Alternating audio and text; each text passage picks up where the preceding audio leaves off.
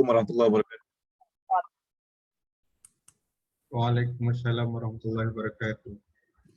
Okay, let us begin our class this afternoon by reciting Al-Quran Al-Fatiha.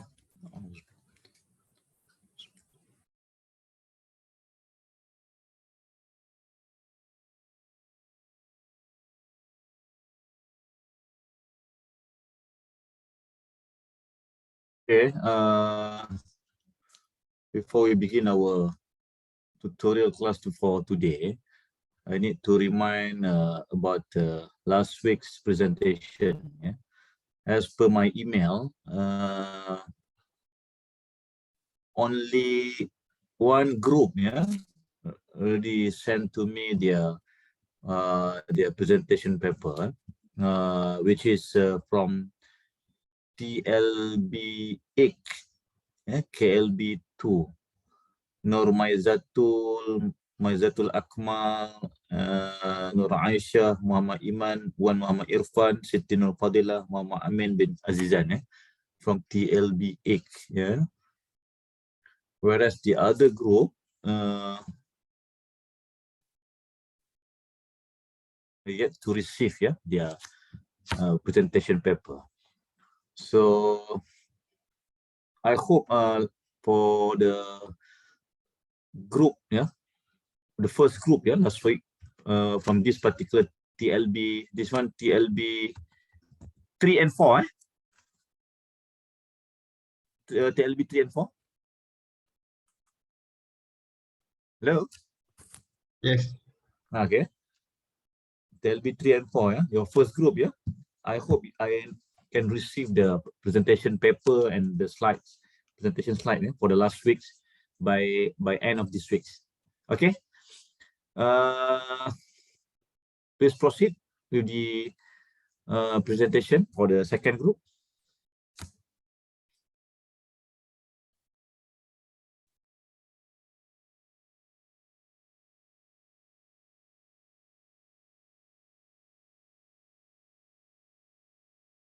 Hello?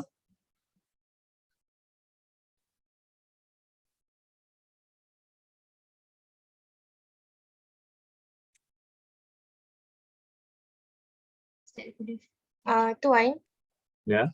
Nak tanya, ni nak start dengan cross examine sahaja ataupun full trial?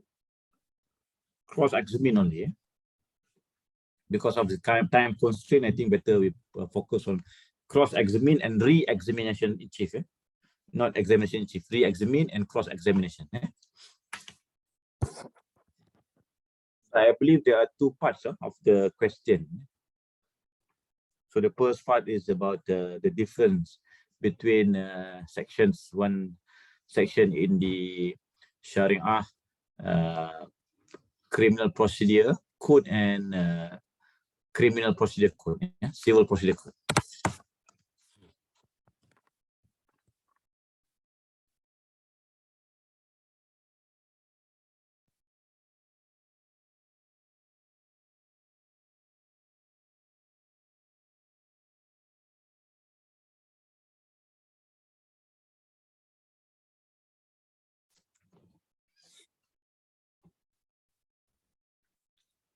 Okay. Waalaikumsalam warahmatullahi wabarakatuh. Okay, so for this evening, me and my partner Shamsul will be first presenting on the first question, which is the similarities and the difference between section 173H of the CPC and section 96F of Sharia Criminal Procedure Act 1987. So firstly, I will be explaining the similarities between these two sections. So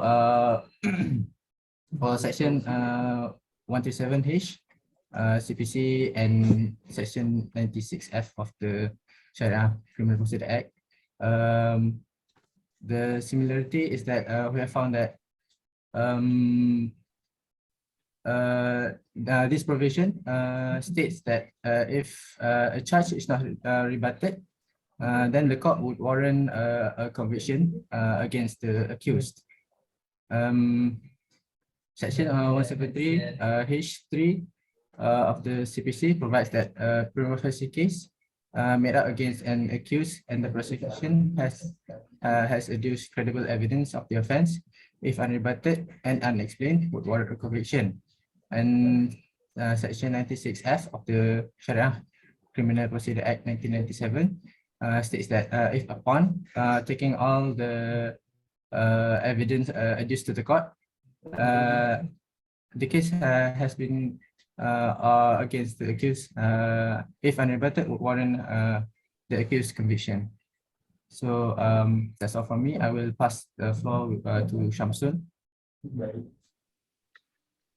Regarding these two provisions, there are several differences that we have identified. The first difference that Section 196F of the Sharia Criminal Procedure Act provides in case where court found no case against the accused, which acquittal will be granted on the accused.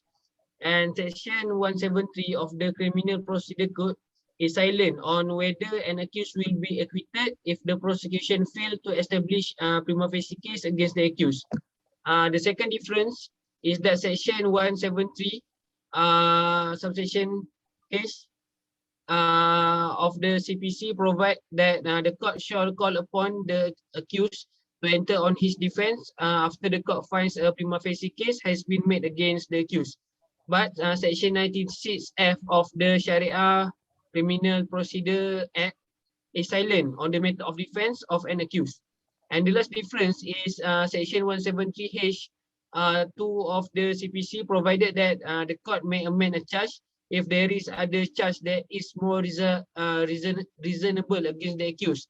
But Section 173 of the Sharia Criminal Procedure Act is silent regarding this matter.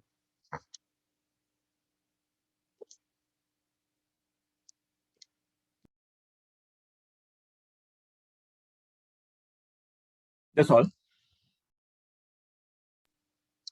That's it the all only- for question So, one. I think you missed one important point. Yeah, what is the status of Section 173 of the Criminal Procedure Code before its amendment to the current provision? Have you do any research on this?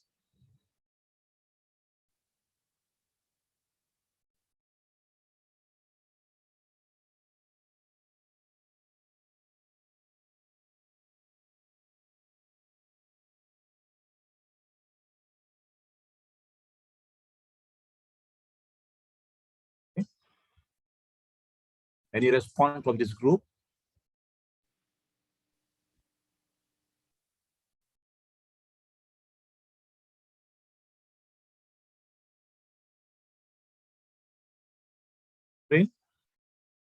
And Shamsul? Tak ada sir. Tak ada. You all tak buat ya. Okey, tak apa. Kalau tak ada, saya terus tolaklah markah daripada grup ni ya. Terima kasih. Presentation seterusnya.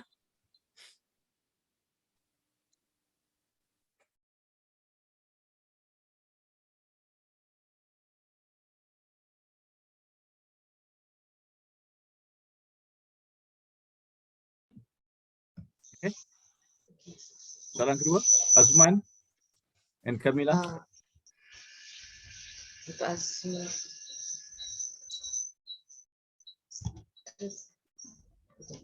Assalamualaikum warahmatullahi wabarakatuh Yang Arif. Saya Nuliana dan Muhammad Hafizuddin sebagai peguam defendant. Mohon izin mahkamah untuk saya teruskan dengan pemeriksaan balas terhadap saksi pendakwaan. Okey, teruskan. Saksi pertama kepada Puan Kamila, boleh Puan jelaskan hubungan Puan dengan defendant? Saya bertugas sebagai setiausaha Encik Azman yang merupakan ketua pengurus di syarikat ABC.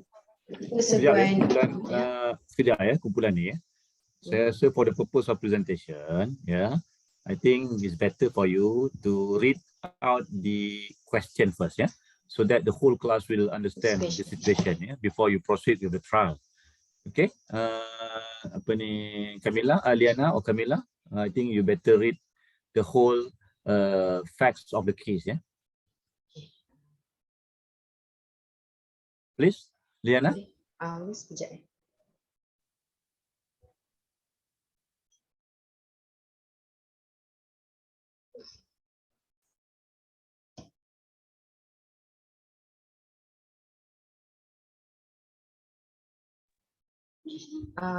For the question 2, Azman is a general manager in an ABC company. Camilla is a beautiful young widow and works as the secretary to Azman.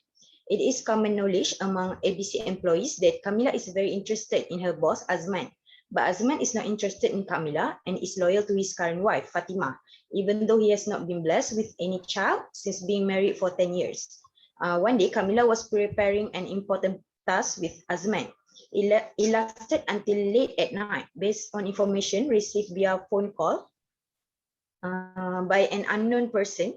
The Islamic religious enforcement had arrived at the ABC office at 12:30 p.m. and had found only Azman and Camilla were in the office. Following that, both of them were charged in the Sharia Court under Section 27 of the Sharia Criminal Offences, Federal Territories Act 1997. Camilla has pleaded guilty and appealed to Azman to marry her. However, Azman pleaded not guilty and asked to be tried as when he was arrested, he was working in his room in full clothes, while Camilla was in the meeting room and was also in full dress. Azman suspects that Camilla has planned this because he has rejected Camilla's love before. You have been appointed as a lawyer to represent Azman in this case, and the prosecution only relied on Camilla's statement, who pleaded guilty, and to witnesses who were present during the arrest, namely religious enforcement officers named Ali and Karim. Please run a mock trial where you act to cross-examine Camilla and to prosecution witnesses. That's the Okay, I hope the whole class get the facts of the case, yeah, before the cross-examination. Okay, Liana and the rest of the group, please proceed with the cross-examination against Camilla and the other can two. proceed with the, okay. Thank you. Yeah. So Please proceed. Okay. Okay, thank you. Adakah puan dan defender berada di dalam bilik yang sama? Tidak, saya berada di bilik mesyuarat manakala Encik Azman berada di dalam pejabat peribadinya. Adakah puan mengetahui status defendant sekarang? Ya, saya tahu Encik Azman mempunyai seorang isteri, namun tiada anak daripada hasil 10 tahun perkahwinan tersebut.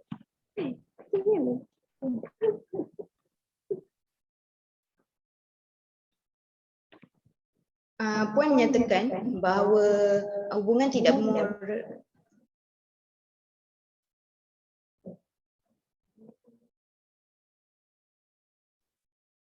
Puan menyatakan bahawa hubungan tidak bermoral tersebut dilakukan sebelum serbuan dan tiada sesiapa yang menyaksikan. Benar? Ya, benar.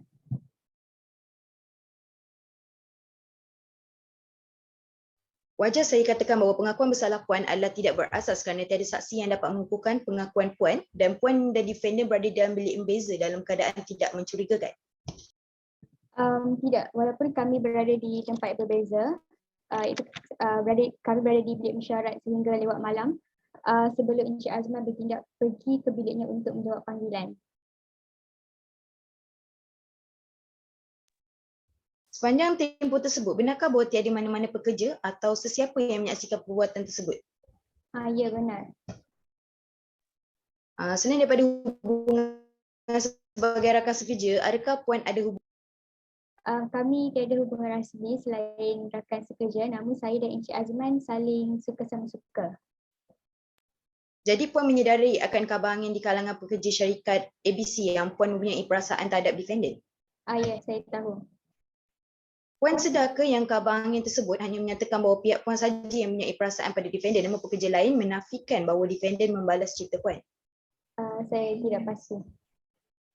Jadi wajarkah saya katakan bahawa kenyataan yang puan mempunyai hubungan suka sama suka dengan defendant adalah satu rekaan semata-mata kerana puan tidak berpuas hati dengan defendant yang tidak membalas cerita puan? Tidak.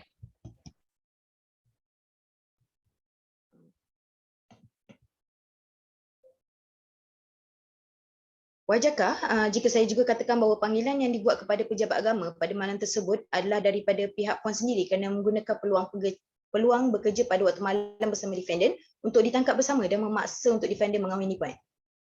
Tidak, itu tidak benar.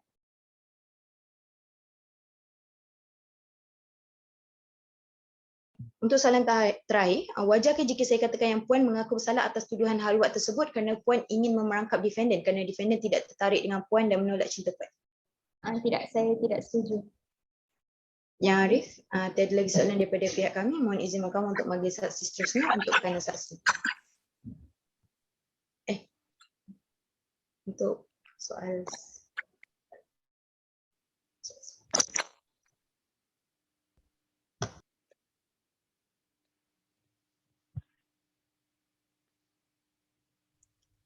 Maaf Tuan, mic Tuan tak buka.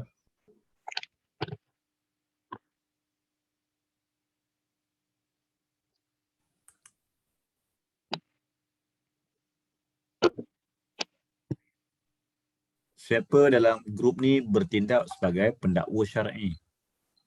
Saya Tuan. Okey, ada re-examine terhadap saksi? Ada Tuan. Okey, teruskan.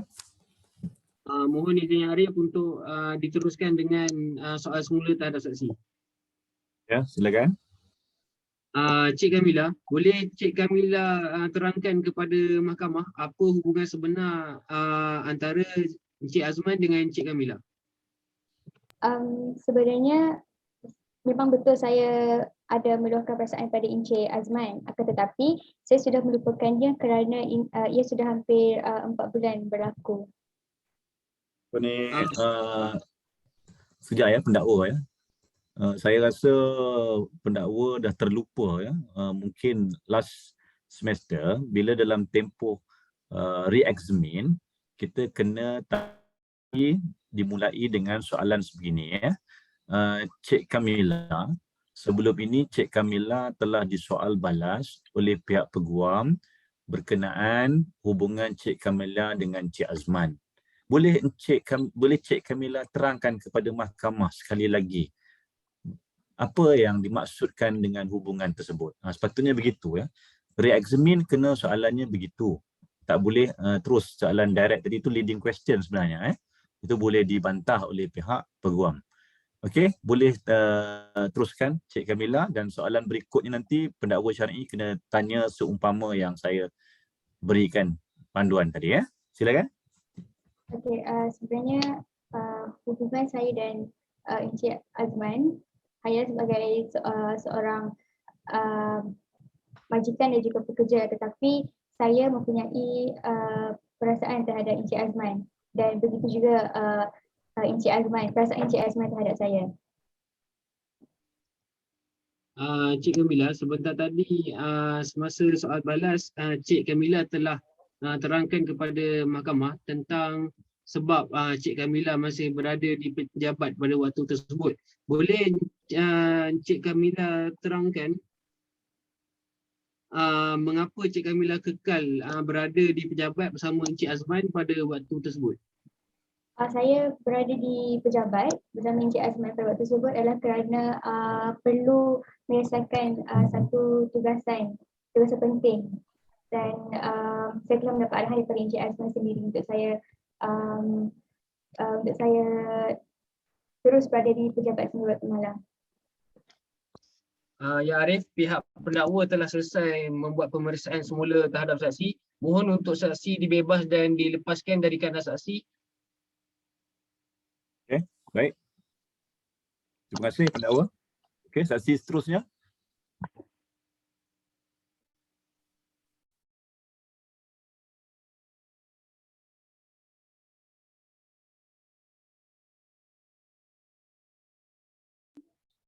Yang Arif, mohon izin mahkamah untuk saya membuat pembalasan sesi pemeriksaan balas terhadap saksi seterusnya. Ya, silakan. Encik Encik yang menjawab panggilan untuk aduan haluat tersebut, benarkah identiti pembuat panggilan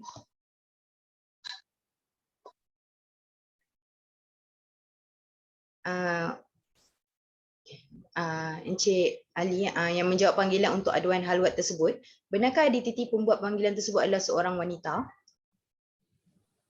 Benar, saya pasti suara wanita yang mengadu perkara tersebut. Baik, adakah benar defendant dan Puan Kamila berada di tempat yang berbeza ketika serbuan berlaku? Ya, benar. Adakah benar bahawa defendant dan Puan Kamila dalam keadaan tidak mencurigakan dan lengkap berpakaian pada waktu serbuan? Ya, benar.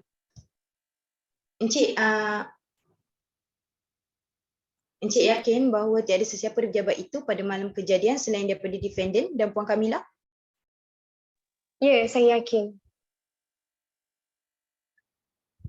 Wajarkah saya katakan bahawa jelas tiada sesiapa pada waktu tersebut kerana ia bukanlah waktu bekerja dan tiada sesiapa yang boleh mengukuhkan kenyataan Puan Kamila yang mengaku bersalah sedangkan encik sendiri tidak menyaksikan perkara tersebut secara langsung? Ya, benar.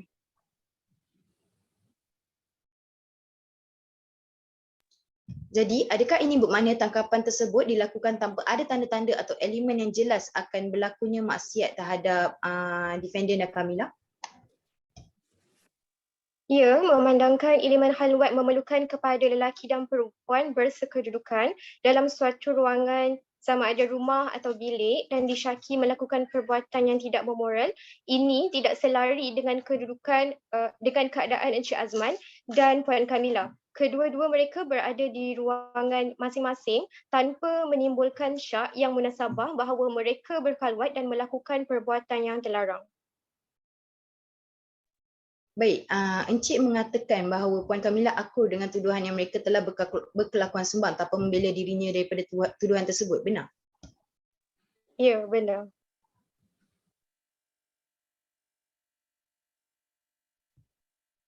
Adakah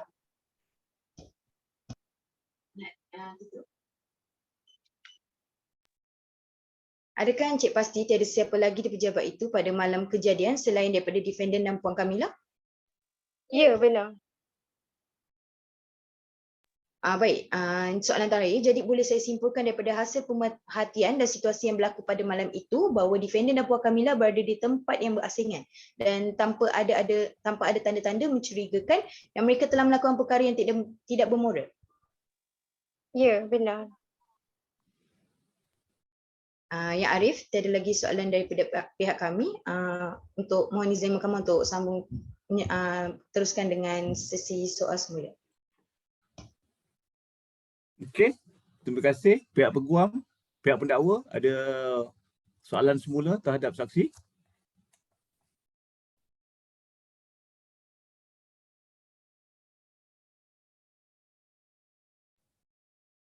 Ada yang Arif. Okey, silakan. Baiklah. Encik Ali, sebentar tadi Encik Ali ada mengatakan bahawa Encik Ali ada lihat ada buat serbuan dalam bilik tersebut. Boleh Encik Ali terangkan kepada mahkamah siapa individu yang Encik lihat dalam pejabat pada malam tersebut dan apa yang mereka sedang lakukan? Ketika serbuan dilakukan, saya bersama rakan setugas perasan bahawa di dalam syarikat tersebut hanya ada Encik Azman dan juga Puan Kamila. Tetapi mereka tidak berada di dalam bilik yang sama. Mereka berada di dalam bilik berasingan di mana Encik Azman berada di pejabatnya manakala Puan Kamila berada di bilik mesyuarat. Baik. Boleh Encik terangkan dengan lebih terperinci apa yang mereka sedang lakukan pada ketika itu? Ketika serbuan dijalankan, ketika saya dan rakan setugas saya menyerbu bilik Encik Azman, ketika itu Encik Azman sedang fokus melakukan kerjanya di hadapan komputer ribbonnya. Manakala ketika serbuan dijalankan di dalam bilik mesyuarat, Puan Kamila juga sedang membuat kerjanya. Baiklah, tiada lagi soalan daripada pihak pendakwaan. Mohon mahkamah untuk membebaskan saksi dari keterangan saksi. Okey, baik. Terima kasih pihak pendakwa. Saksi dilepaskan dan dibebaskan. Okey, teruskan.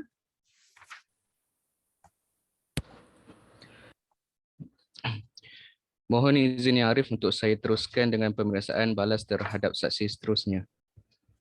Ya, teruskan. Guam.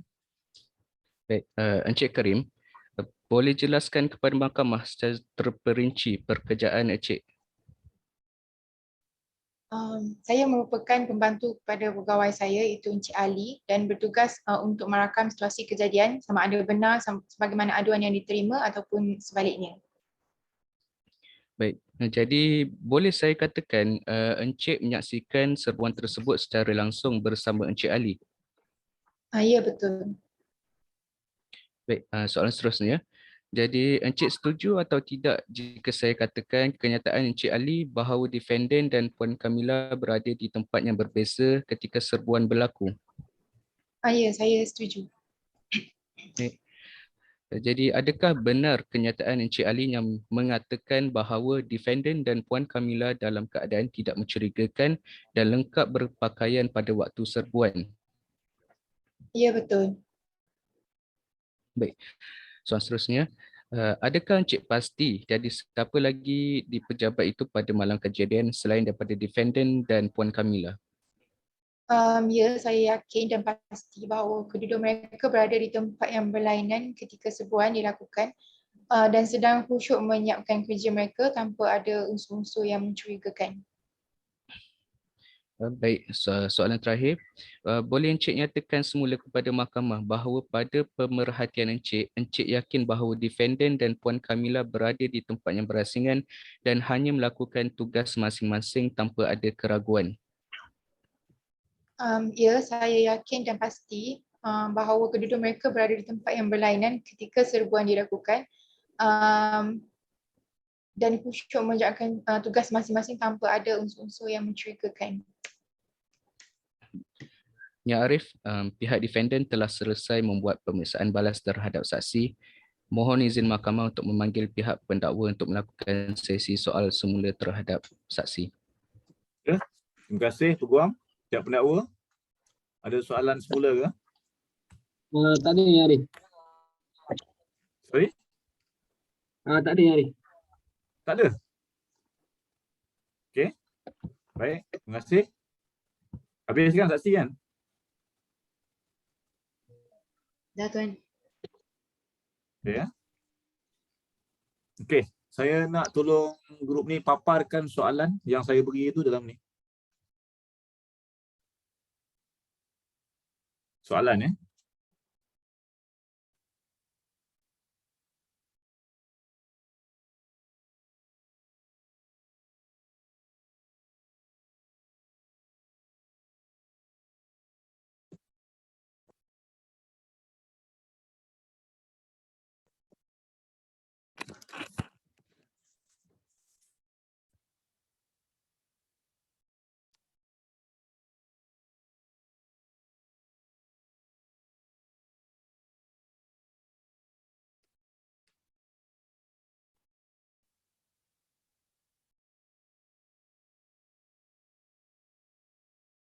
paparkan soalan ni.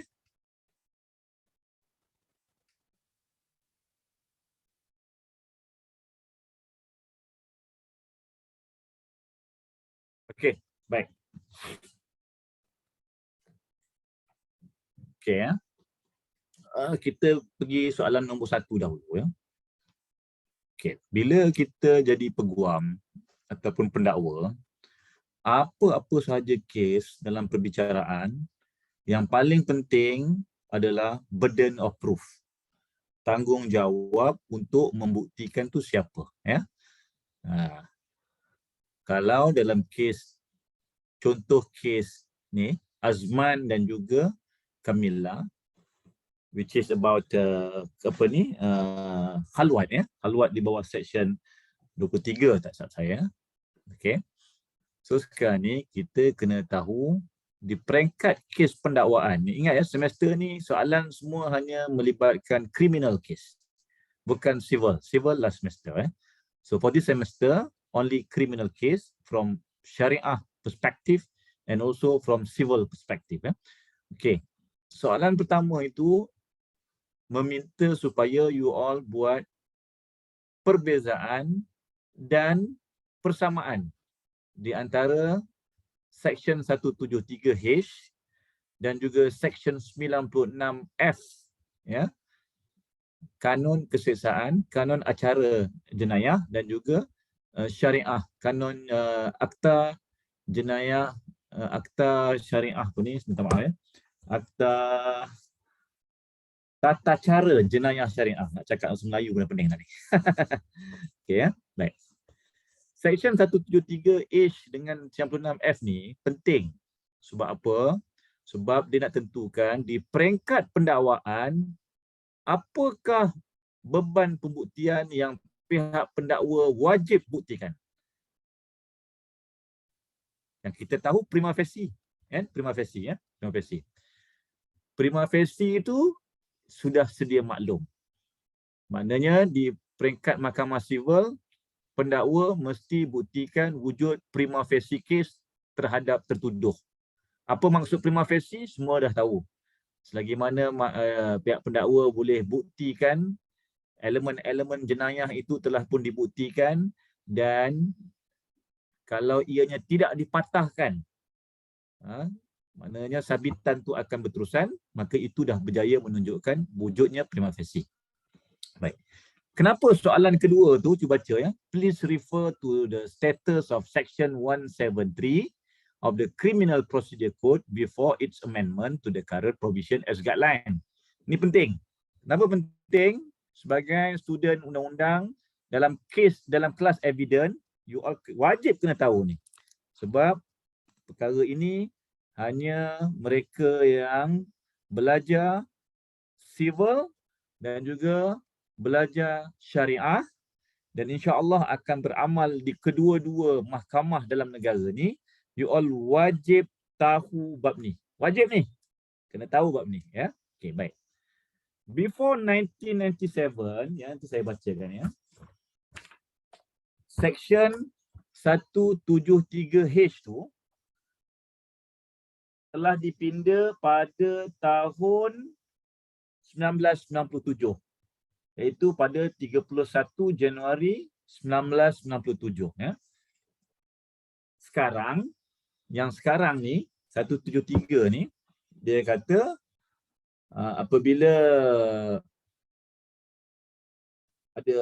apabila kes pendakwa berakhir, mahkamah akan mempertimbangkan sama ada pihak pendakwa telah membuat suatu kes prima facie terhadap tertuduh. Jika mahkamah mendapati bahawa pihak pendakwa tidak membuat kes prima facie, maka mahkamah hendaklah merekodkan suatu perintah pembebasan. Ni clear, perkataan prima facie itu wujud dalam Section 173 yang ada sekarang di Criminal Procedure Code. Siapa yang ada CPC tengok sekarang. Dia tengok tak CPC? Kalau ada depan mata tu, tengok ya. Walaupun ini CPC, ini kelas evidence, tapi sangat penting sebab itu burden of proof dia. Section yang ada sekarang ni nyata dengan jelas menunjukkan wujudnya perkataan prima facie, ya. Baik. Cuba kita tengok akta ni, section ni sebelum dipinda, sebelum 1997, ya. Sebelum 1997, dia punya bunyi ya. Okey, saya baca ya. If upon taking all the evidence here in before referred to, the court finds that no case against the accused has been made out, which, if unrebutted, would warrant his conviction, the court shall record an order of acquittal. Ini adalah proviso di dalam CPC Section 173 sebelum ianya dipinda pada 31 Januari 1997. Yang mana proviso ini sebiji sama dengan Section 96F. Okey. Saya baca ya. Sama ya, ini dalam bahasa Melayu, tadi dalam bahasa Inggeris, sama dia punya maksud. Jika selepas mengambil segala keterangan yang disebut, mahkamah mendapati bahawa tiada kes terhadap tertuduh telah diwujudkan yang jika tak dipatahkan akan mewajarkan sabitannya, maka mahkamah hendaklah merekodkan perintah pembebasan. Sama sebiji ayat dengan kedudukan Seksyen 173 Criminal Procedure Code before its amendment in 1997. Kalau you buat study case law pada waktu tersebut sebelum 1997, apakah status berkenaan dengan seksyen ini? Pada waktu itu, mahkamah-mahkamah di dalam negara ini sampailah peringkat yang tertinggi pada waktu itu telah memutuskan bahawa di peringkat pendakwaan, di peringkat prosecution punya kes, pihak pendakwaan wajib buktikan beyond all reasonable doubt. Maknanya di luar segala keraguan, mesti tak ada keraguan ya. Beyond all reasonable doubt. Di peringkat pendakwaan. Bukan selepas pembelaan. Jadi, apa yang saya nak kongsikan dalam kelas ni, bila keadaannya begitu, maksudnya di mahkamah syariah, di peringkat pendakwaan pun mesti buktikan bukan prima facie case, tetapi mesti buktikan tahap yakin ataupun tahap beyond all reasonable doubt. Sebab peruntukan dalam seksyen di Syariah Criminal Procedure Code ni adalah sama dengan peruntukan di dalam Criminal Procedure Code sebelum 1997. Itu saya punya argument, which is perkara ni mungkin tidak dipersetujui oleh pihak pendakwa syariah yang ada sekarang. Tapi you ada strong case. Kalau you nanti jadi peguam untuk kes-kes jenayah syariah, you all boleh gunakan hujah ini, case law yang ada, decided case law untuk tentukan burden of proof di waktu kes pendakwaan. Ya, okey. Faham kan? Faham tak? Hello? Faham. Faham kan? Sebab tu tadi saya tanya presenter yang pertama dan yang kedua, terus cakap tak buat research, jadi saya pun setuju. So saya terpaksa lah potong markah sedikit untuk kumpulan ini ya. Sebab saya nampak memang you all tak buat research tadi tu. Memang nampak sangat. You punya difference dengan similarities pun nampak tak berapa ni ya. Okey, baik. Soalan kedua. Okey, naikkan sikit. Okey ya. Soalan ni berkenaan dengan Azman dan juga Kamila. Azman tak mengaku bersalah, Kamila mengaku bersalah terhadap tuduhan halwat di bawah Seksyen 27. Ya. Kumpulan ini, dia sebelum buat presentation, dia terlupa untuk bacakan Seksyen 27 tu ya, kepada kawan-kawan di dalam kelas ni. Sepatutnya kena baca dulu Seksyen 27. Apa Seksyen 27? Seksyen 27 cakap ya, mana-mana orang lelaki yang didapati berada bersama dengan seorang atau lebih daripada seorang perempuan yang bukan isteri atau mahramnya, atau orang perempuan yang didapati berada bersama dengan seorang atau lebih daripada seorang lelaki yang bukan suami atau mahramnya di mana-mana tempat yang terselindung atau di dalam rumah atau bilik dalam keadaan yang boleh menimbulkan syak bahawa mereka sedang melakukan perbuatan yang tidak bermoral, adalah melakukan suatu kesalahan dan apabila disabitkan boleh didenda tidak melebihi RM3,000 atau dipenjarakan selama tempoh tidak melebihi 2 tahun atau kedua-duanya. Okey, baik. Sebenarnya bila you all mulakan dengan Seksyen 27 ini sebagai pembuka kata, selepas dibacakan soalan ini, kes tadi ini, sebelum dimulakan dengan perbicaraan, maka you all dah maklumkan kepada mahkamah, kepada hakim, apakah poin-poin yang you all nak cross terhadap saksi. Sebab ada banyak elemen-elemen di dalam Seksyen 27 yang perlu dan wajib dibuktikan oleh pihak pendakwa. Antaranya laki dan perempuan yang bukan mahram. Okey, Azman dengan Kamila memang bukan mahram. Baik. Itu dah berjaya dibuktikan oleh pihak pendakwa. Tapi tempat yang terselindung atau di dalam rumah atau bilik dalam keadaan yang boleh menimbulkan syak. So, ini adalah antara soal balas cross yang wajib ditanya oleh pihak peguam. Jadi tadi saya rasa ada sedikitlah ditanya berkenaan perkara ni, tapi tidak secara detail. Boleh pergi jauh lagi tanya ya. Pejabat tu macam mana keadaan dia? Berapa banyak bilik dalam pejabat itu? Lepas tu ada berapa tingkat? Sekarang ni Kamila berada di bilik mana? Azman di bilik mana? Barulah you tutupkan dengan soalan.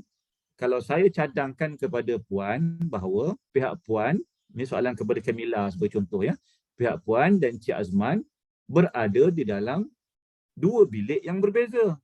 Kalau dia cakap ya, dia setuju, okey cantiklah.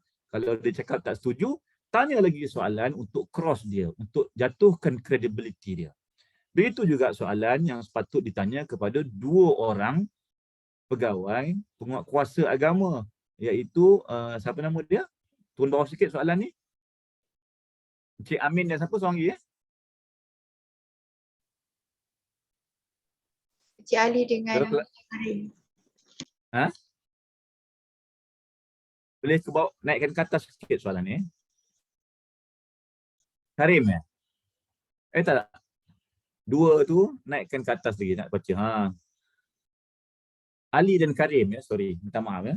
So, soalan-soalan begini perlu ditanya terhadap Ali dan Karim.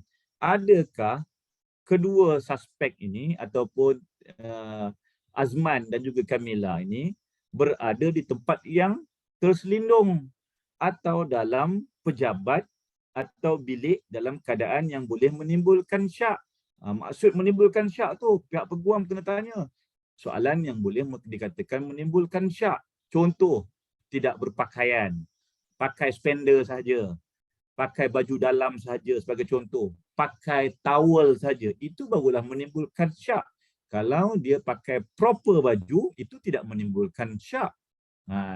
Lepas itu, waktu 12:30 malam, itu adalah keadaan yang boleh menimbulkan syak. Itu pihak pendakwa boleh tanya semula. Itu soalan-soalan yang saya rasa gagal ditanya oleh pihak pendakwa dan juga gagal juga disentuh oleh pihak peguam syar'i ya tadi. Kedua,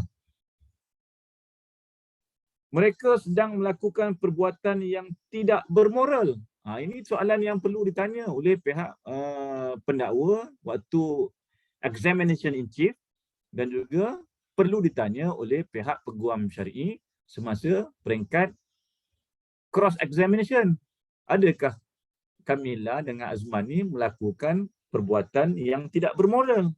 Kalau pihak pendakwa datang menangkap hanya mereka ni dalam keadaan pakai proper, lampu semua buka, tak ada yang tutup, boleh cek pula CCTV dan sebagainya, maka itu tidaklah dikatakan sebagai sedang melakukan perbuatan yang tidak bermoral. Cuma happen to be mereka kerja lewat malam di pejabat yang sama. So perkara-perkara begini perlu ditanya waktu cross untuk kita tengok dia punya evidence tu sama ada berjaya ataupun tidak. Akhirnya pihak pendakwa membuktikan wujudnya, kalau nak kata prima facie lah, tapi saya lebih kepada tahap yakin ataupun beyond all reasonable doubt berdasarkan kepada Seksyen 96 yang sama dengan Seksyen 173 CPC yang belum dipinda pada tahun 1997 dahulu.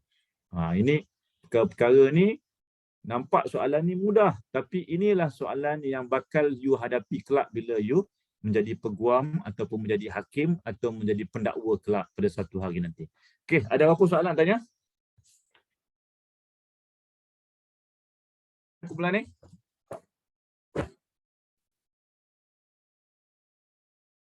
Okey, boleh tutup?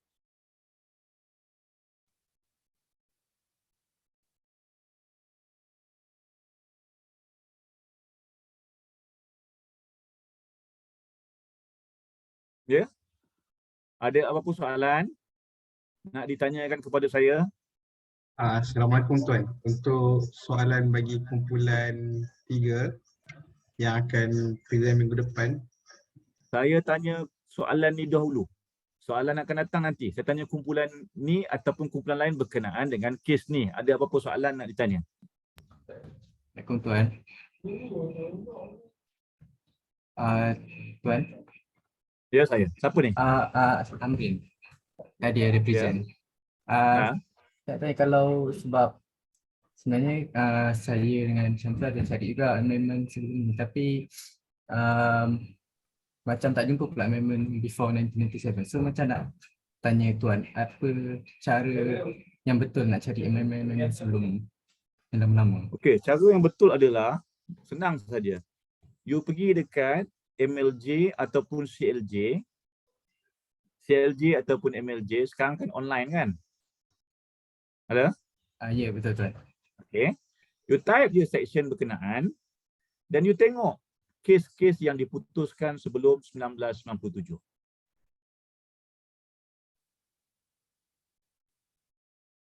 Ada?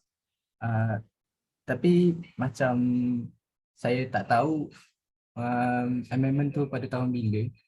Sebab saya search pun ada juga amendment 2010. Tak, dia memang akta ni dia banyak amendment ya. Contoh ni ya, saya bawa ni, kanun prosedur jenayah Akta 593 ya. Akta 593 ni bila you tengok dekat bahagian senarai pindaan ya. Benar, senarai pindaan ni ada banyak pindaan ni setakat 2013 saya punya ni versionnya. Ada lebih kurang apa banyak ni? Lebih daripada 10 pindaan, banyak kali pindaan ya. So, yang section yang saya rujuk tu Akta Pindaan 979, Akta 979 31 Januari 1997. Tapi you tak akan faham sebab apa kalau you tak tengok akta yang sebenar. Sebab bila you tengok akta yang sebenar, contoh yang tadi saya cakap section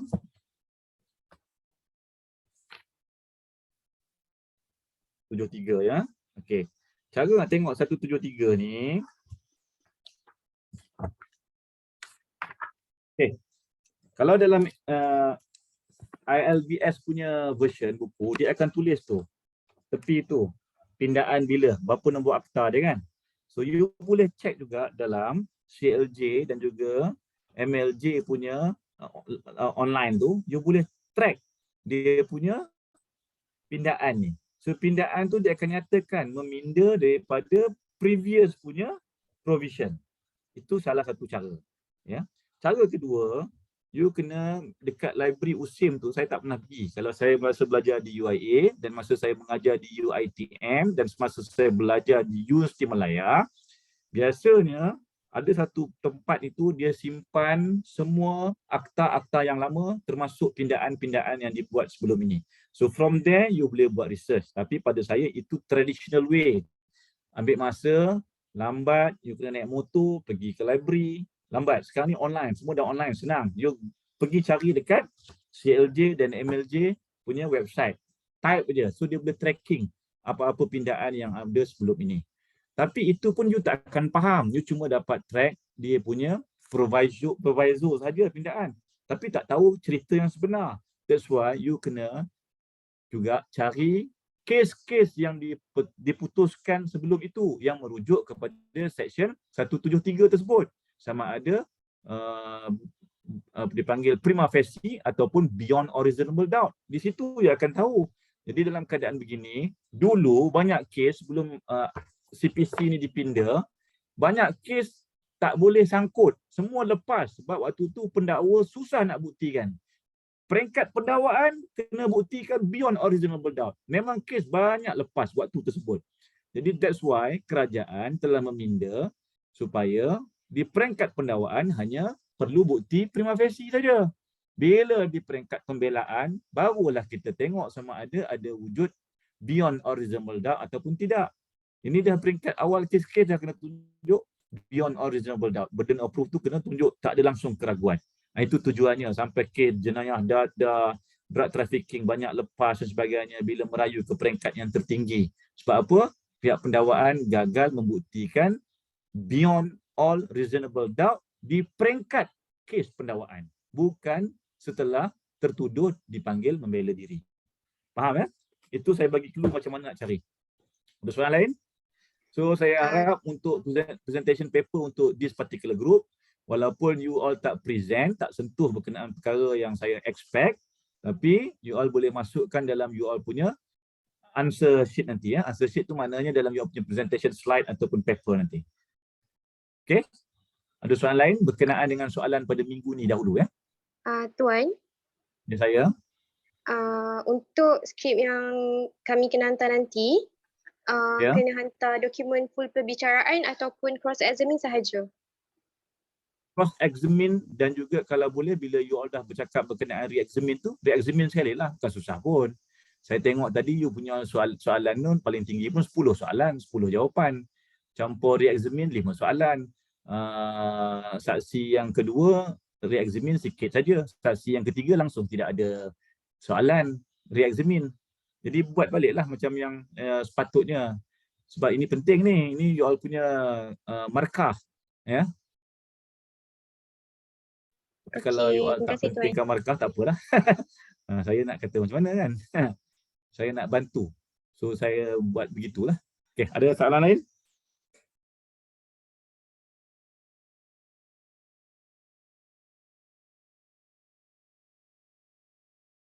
Ada soalan lain ke?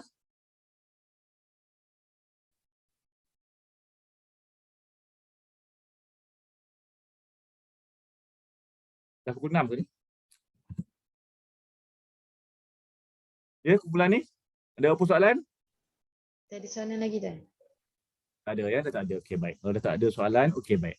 Untuk kumpulan ketiga, soalannya akan saya berikan insya-Allah selewat-lewatnya esok. Semua kumpulan TLB 1 sampai TLB 8 akan dapat soalan yang sama untuk presentation group yang ketiga selewat-lewatnya besok. Saya dah mula buat pun tadi jenayah civil InsyaAllah ianya sama ada berkaitan jenayah rompak ataupun curi ataupun rogol. Ada 3 tu ya. Nanti saya akan sharekan. Mana satu nanti saya tengoklah mana yang saya akan bagi kepada you all. Okey, ada apa soalan lagi? Tak ada ya? Kalau tak ada, kita tamatkan kelas kita pada petang ini dengan bacaan surah Al-Asr dan juga tasbih kafarah. A'udzubillahi minasyaitonirrajim. Bismillahirrahmanirrahim. Wal 'asri innal insana lafi khusr illa allazina amanu wa 'amilus solihat wa tawassaw bil haqq wa tawassaw bis sabr. Subhanakallahumma wa bihamdik asyhadu an la ilaha illa anta astaghfiruka wa atubu ilaik. Assalamualaikum warahmatullahi wabarakatuh. Waalaikumsalam. Terima kasih Tuan. Terima kasih Tuan. Sama-sama. Terima kasih Tuan. Terima kasih Tuan. Terima kasih Tuan. Dalam mediation